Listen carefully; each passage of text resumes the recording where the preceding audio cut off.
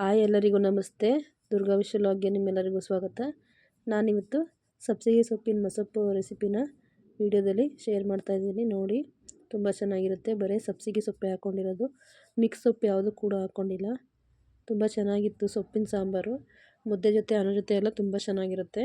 ಈಗ ಇದನ್ನು ಹೇಗೆ ಮಾಡೋದು ಅಂತ ನೋಡ್ಕೊಂಡು ಬರೋಣ. ನೋಡಿ, ನಾನು ಸಬ್ಬಸಿಗೆ ಸೊಪ್ಪು ತೊಗೊಂಡಿದ್ದೀನಿ. ಒಂದು ಕಂತೆಯಷ್ಟು ಸಬ್ಬಸಿಗೆ ಸೊಪ್ಪನ್ನು ಈ ರೀತಿ ಬಿಡಿಸಿ ತೊಳೆದು ಇಟ್ಕೊಂಡಿದ್ದೀನಿ. ಕಡ್ಡಿ ಕೂಡ ಹಾಕೋದ್ರಿಂದ ಒಳ್ಳೆ ಟೇಸ್ಟ್ ಇರುತ್ತೆ ಸಬ್ಬಕ್ಕಿ ಸೊಪ್ಪು. ಅದರಿಂದ ಕಡ್ಡಿ ಸಮೇತನೇ ಮಸೊಪ್ಪಿಗೆ ನಾನು ಯೂಸ್ ಮಾಡ್ತಾಯಿದ್ದೀನಿ. ಕಡ್ಡಿನಲ್ಲೇ ಕೂಡ ಒಳ್ಳೆ ಟೇಸ್ಟ್ ಇರೋದು, ಆದ್ದರಿಂದ ಕಡ್ಡಿ ಸಮೇತನೇ ಹಾಕೋತಾ ಇದ್ದೀನಿ. ಚೆನ್ನಾಗಿ ಕ್ಲೀನಾಗಿ ಸೋಸಿ ಇದನ್ನು ತೊಳೆದು ಇಟ್ಕೊಂಡಿದ್ದೀನಿ. ಈಗ ಒಂದು ಕುಕ್ಕರ್ ತೊಗೊಂಡಿದ್ದೀನಿ. ಆದರೆ ಕುಕ್ಕರಲ್ಲಿ ಕೂಗಿಸೋದಿಲ್ಲ ನಾನು. ಸೊಪ್ಪನ್ನು ಹಾಕೋತಾ ಇದ್ದೀನಿ, ಕಡ್ಡಿ ಸಮೇತನೇ ಸೊಪ್ಪನ್ನೆಲ್ಲ ಹಾಕೋತಾ ಇದ್ದೀನಿ ನಾನು. ಈಗ ಒಂದು ಕಂತೆ ಸೊಪ್ಪು ಇಷ್ಟು ಸೊಪ್ಪು ಆಗಿದೆ.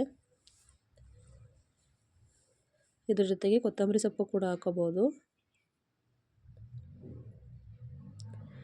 ಸಬ್ಬಕ್ಕಿ ಸೊಪ್ಪನ್ನೆಲ್ಲ ಹಾಕಾಯಿತು. ಇವಾಗ ಹಸಿಮೆಣ್ಸಿನ್ಕಾಯಿ ಹಾಕೋತಿದ್ದೀನಿ. ಒಂದು 5ರಿಂದ 6 ಹಸಿಮೆಣ್ಸಿನ್ಕಾಯಿನ ಹಾಕೋತಿದ್ದೀನಿ. ಅದ್ರ ಜೊತೆಗೆ ಟೊಮೊಟೊ, ನಾನಿಲ್ಲಿ ಒಂದು 5 ಟೊಮೊಟೊ, ಹುಳಿ ಕಡಿಮೆ ಇದೆ ಆದ್ದರಿಂದ ಒಂದು ಅರ್ಧ ಈರುಳ್ಳಿ ಹಾಕೋತಾ ಇದ್ದೀನಿ. ಒಂದು 4-5 ಎಸಳು ಬೆಳ್ಳುಳ್ಳಿ ಕೂಡ ಹಾಕೋತಾ ಇದ್ದೀನಿ. ತೊಗರಿಬೇಳೆ ತೊಗೊಂಡಿಲ್ಲ, ಅದಕ್ಕೆ ಬದಲು ಇಕ್ಕಿದ ಬೇಳೆ ತೊಗೊಂಡಿದ್ದೀನಿ ನಾನು ಸಾಂಬಾರಿಗೆ. ಇವತ್ತು ಇಕ್ಕಿದ ಬೇಳೆನ ಇಟ್ಕೊಂಡಿದ್ದೀನಿ ಮಾಡೋದಕ್ಕೆ. ನೋಡಿ, ಅದನ್ನೆಲ್ಲ ಚೆನ್ನಾಗಿ ಬೇಯಿಸ್ಕೊಳ್ಬೇಕು. ಈಗ ಬೇಯಿಸ್ಕೊಂಡು ಆಗಿದೆ. ಇದನ್ನು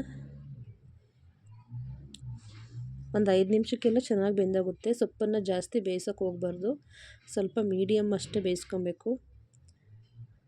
ಸೊಪ್ಪನ್ನೆಲ್ಲ ಸ್ವಲ್ಪ ಆರೋದಕ್ಕೆ ಬಿಡ್ತಾಯಿದ್ದೀನಿ. ಸೊಪ್ಪು ಟೊಮೊಟೊ ಎಲ್ಲನೂ ಬೇಯಿಸಿರೋದನ್ನೆಲ್ಲ ತೆಗೆದು ಆರೋದಕ್ಕೆ ಬಿಡ್ತಾಯಿದ್ದೀನಿ. ಇವಾಗ ಇದನ್ನು ಮೆಣಸಿನ್ಕಾಯಿ ಕಡಿಮೆ ಹಾಕ್ಕೊಂಡಿದ್ದೀನಿ. ಸಾಂಬಾರು ಪೌಡ್ರ್ ಕೂಡ ಹಾಕ್ತೀನಿ ಸಾಂಬಾರಿಗೆ. ಆದ್ದರಿಂದ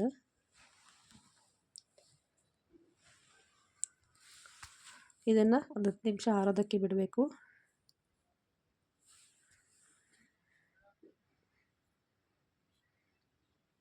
ನೋಡಿ, ಇದಕ್ಕೇನೆ ಒಂದು ಸ್ವಲ್ಪ ತೆಂಗಿನಕಾಯಿನ ಹಾಕೋತಾ ಇದ್ದೀನಿ.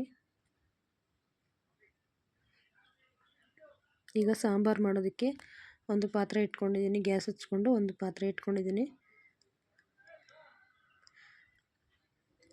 ಪಾತ್ರೆ ಚೆನ್ನಾಗಿ ಕಾಯ್ದಿದೆ. ಎಣ್ಣೆ ಕೂಡ ಹಾಕೋತಾ ಇದ್ದೀನಿ.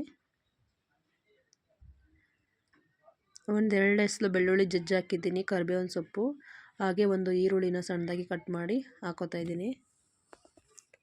ಇವಾಗ ಈರುಳ್ಳಿ ಎಲ್ಲ ಚೆನ್ನಾಗಿ ಫ್ರೈ ಮಾಡ್ಕೊಳ್ಳೋಣ.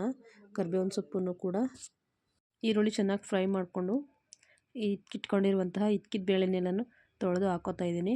ಇಕ್ಕಿದ ಬೇಳೆನ ಸ್ವಲ್ಪ ಒಂದು 5 ನಿಮಿಷ ಎಣ್ಣೆಯಲ್ಲಿ ಈರುಳ್ಳಿ ಜೊತೆಯಲ್ಲಿ ಫ್ರೈ ಮಾಡ್ಕೊಳ್ಳುವ. ಇಕ್ಕಿದ ಬೇಳೆನ ಹಸಿಯಾಗಿ ಬಳಸ್ತಾ ಇರೋದ್ರಿಂದ ಇದು ಸ್ವಲ್ಪ ಹಸಿ ವಾಸನೆ ಹೋಗೋವರೆಗೂ ಈರುಳ್ಳಿ ಜೊತೆ ಫ್ರೈ ಮಾಡ್ಕೋಬೇಕು.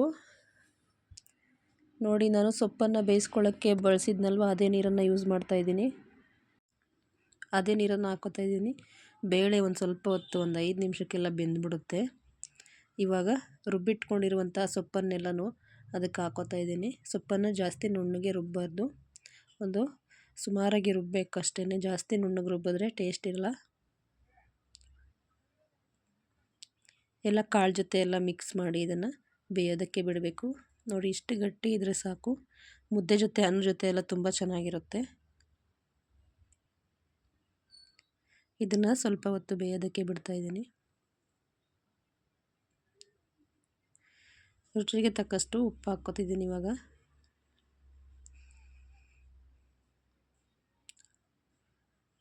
ಒಂದು 10 ನಿಮಿಷ, 1/4 ಗಂಟೆ ಬೇಯಿಸ್ಕೊಂಡ್ರೆ ಸಾಂಬಾರು ರೆಡಿಯಾಗುತ್ತೆ.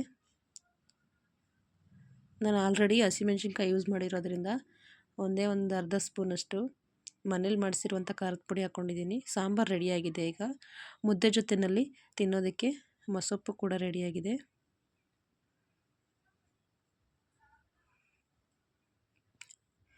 ನೋಡಿದ್ರಲ್ವ ಫ್ರೆಂಡ್ಸ್, ಯಾವ ರೀತಿ ಸಬ್ಬಕ್ಕಿ ಸೊಪ್ಪಿನ ಮಸೊಪ್ಪು ಮಾಡೋದು ಅಂತ.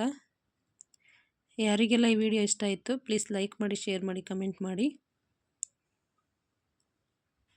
ವಿಡಿಯೋ ಇಷ್ಟ ಆದರೆ ಕಮೆಂಟ್ ಬಾಕ್ಸ್ನಲ್ಲಿ ಒಂದು ಕಮೆಂಟ್ ಹಾಕಿ. Thank you for watching.